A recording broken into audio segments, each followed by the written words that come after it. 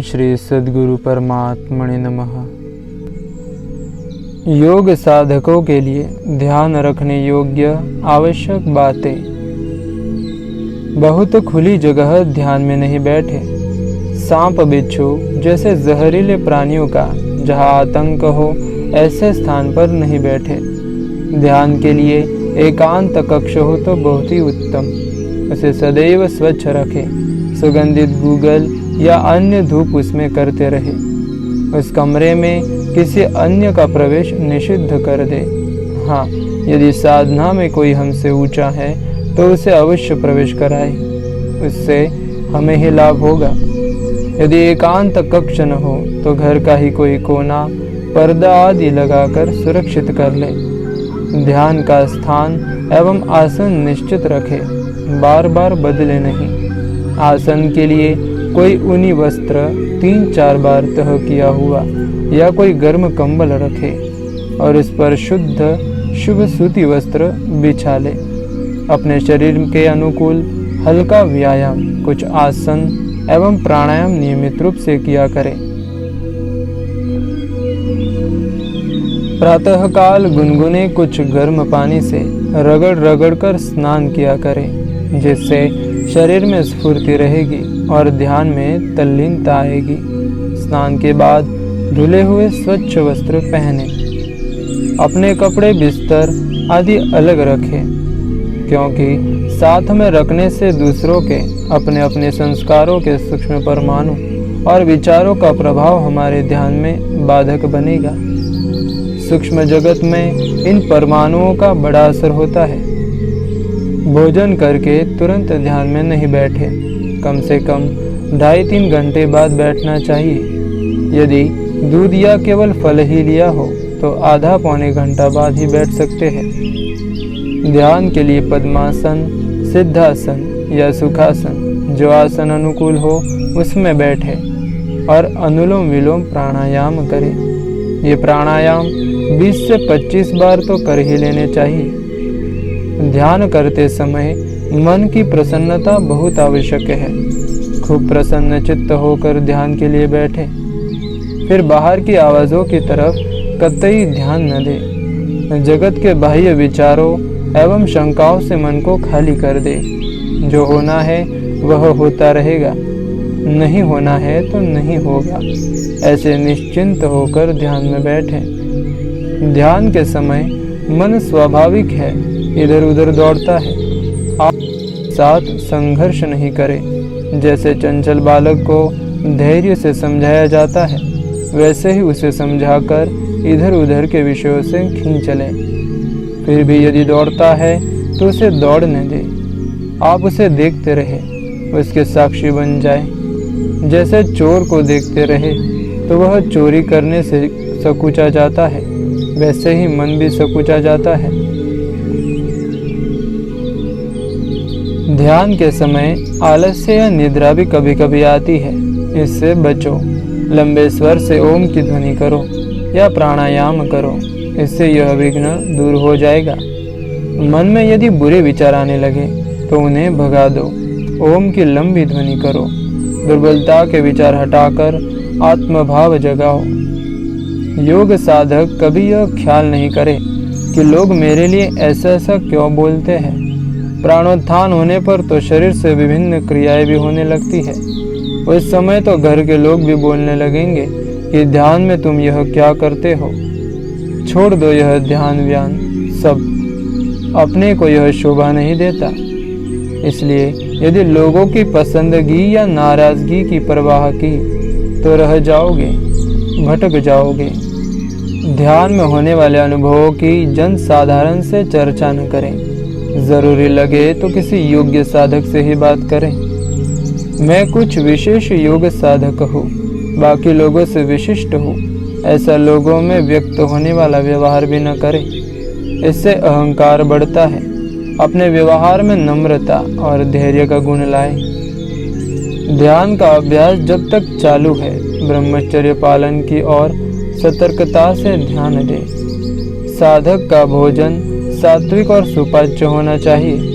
उसमें दूध, फल, मूंग एवं हरी तरकारियों की मात्रा अच्छी रखनी चाहिए। गरिष्ठ भोजन से बचें। ऐसा भोजन हाजमा बिगाड़ता है और आलस्य पैदा करता है।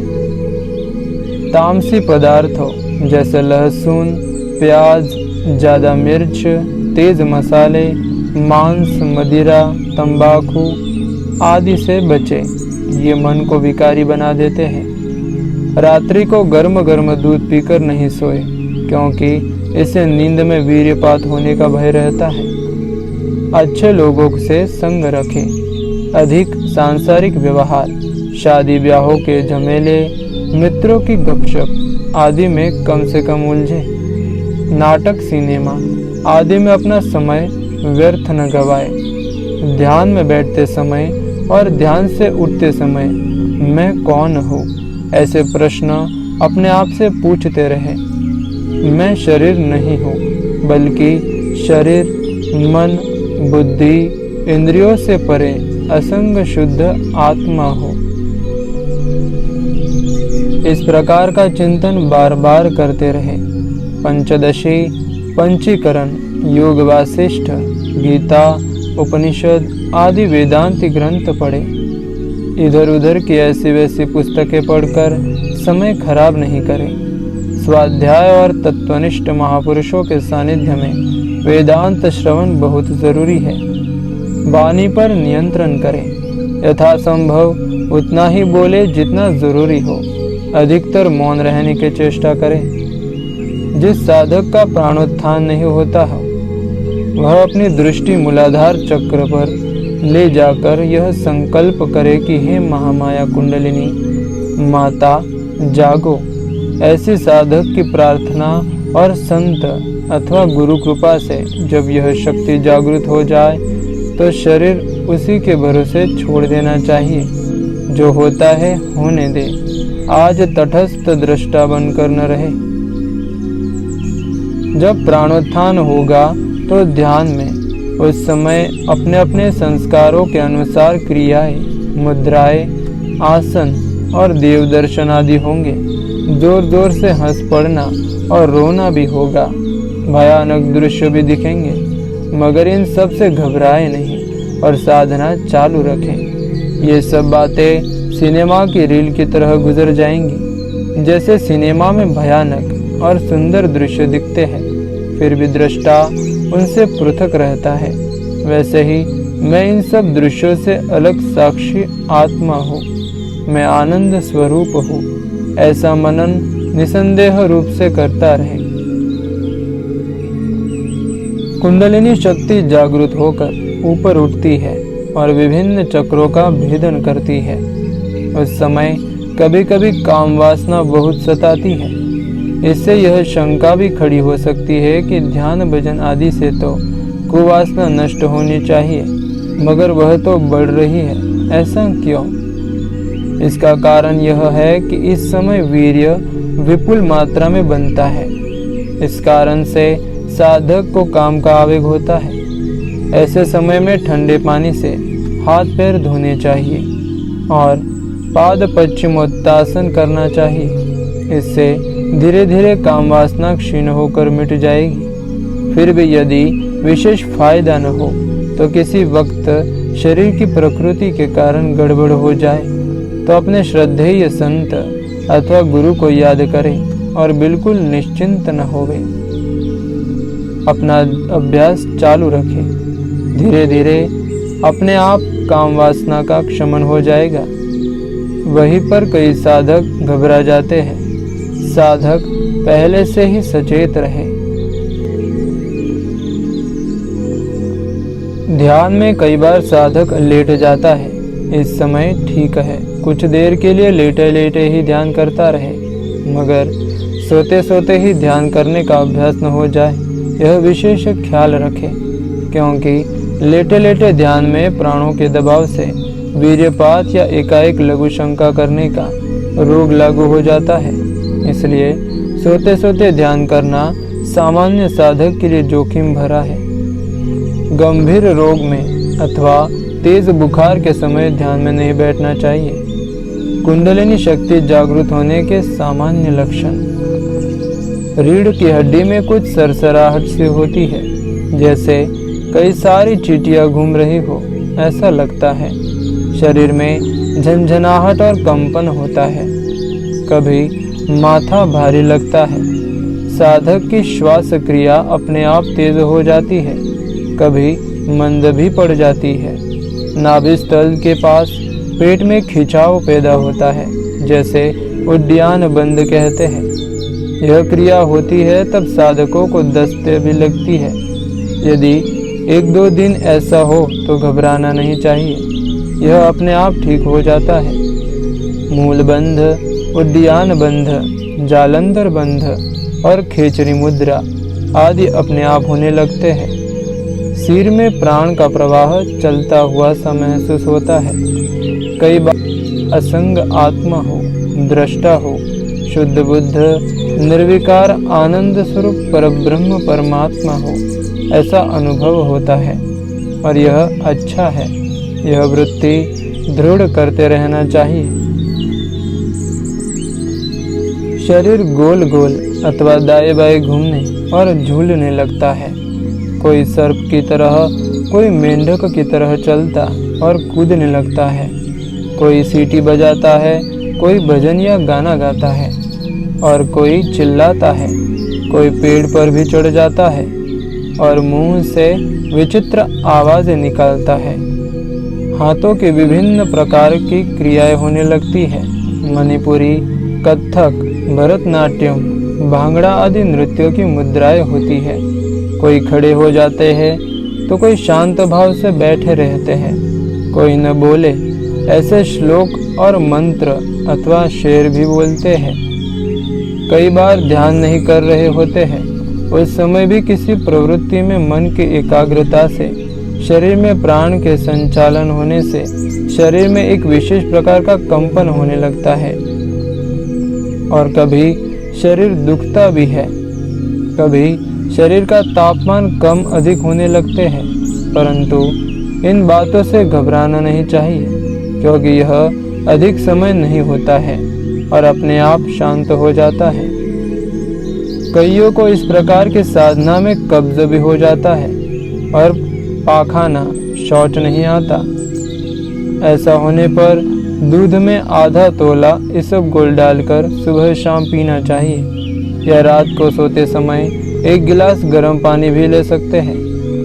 भोजन में पालक, करेला आदि हरे शाक की मात्रा बढ़ा लेने से भी यह शिकायत दूर हो जाएगी।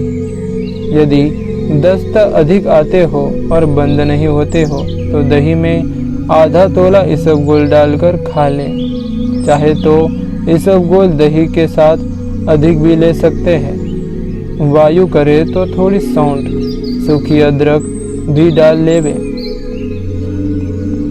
ऐसे समय ध्यान में किसी को शंखनाद, घंटानाद अथवा अन्य कोई दैवी नाद भी सुनाई देते हैं। अनेक बार कई प्रश्न खड़े हो जाते हैं और अंदर ही अंदर अपने आप उनका समाधान भी हो जाया करता है। किसी किसी को ध्यान में प्रकाश पुंज, तेजो वलय, तारे, देव मंदिर, देवी देविया, गुफाएं, झरने, पहाड़, शिवलिंग, सिद्ध महात्मा एवं संत, पुष्प समूह, यज्ञ कुंड, हाथी घोड़े, जंगल आदि के दर्शन भी होते हैं। अन्य बातें, शरीर में यदि गर्मी बड़ी हो तो रात को सोते से 2 घंटे पूर्व दूध में थोड़ा घी डालकर पिए। शरीर ठंडा हो जाए तो तुलसी का रस आधा अथवा पौना तोला और 5 काली मिर्च पीसकर दोनों को मिलाकर पिए। आवश्यक लगे तो मात्रा बढ़ा दे। साथ में शहद भी लिया जा सकता है। अजवाइन, अजमा, महीन पीसकर शरीर पर घर्षण करने से भी गर्मी आती है। जरूरत लगे तो गर्म पानी से सेंक भी किया जा सकता है। कुंडलिनी शक्ति जागृत होने के बाद अनिद्रा और बेचैनी का अनुभव होता हो तो नीचे बताई गई विधि के अनुसार तेल बनाकर सिर, कनपटी और पैरों के तलवों पर मालिश करें।